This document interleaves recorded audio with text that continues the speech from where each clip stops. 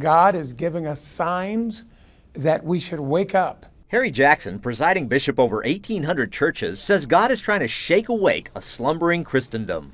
An alarm has been going off, and folks have been, like we do some mornings, just rolling over in the bed and hitting the alarm and saying, oh, I've got time, I'll wake up later. He points out Jesus sounded alarms in the Bible for future times. For instance, nation will rise up against nation.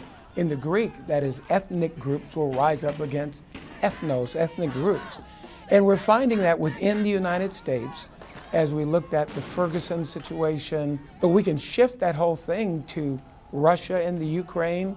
We could go to places in Africa. Then there's the roiling Muslim world. Many of the divisions within Islam itself are tribal in their nature. Jackson worries much more division will come upon the earth unless God's people repent. He also says recessions and economic troubles are today's version of biblical famines and droughts. God would use those to warn his people their spiritual shield was crumbling. So our recessions aren't anchored in agriculture, but they, in this time and season, have a spiritual root. Family breakdown and rising addictions are often signs of spiritual decay. Then there are epidemics like Ebola and AIDS, which are both today's physical plagues and spiritual alarms. But the bishop says rather than curse a people, God would much prefer to speak a blessing like this.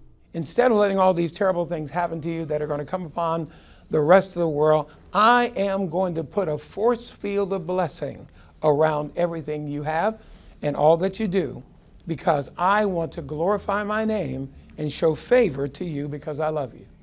But he needs an awake and repentant people to partner with him. Paul Strand, CBN News, Washington.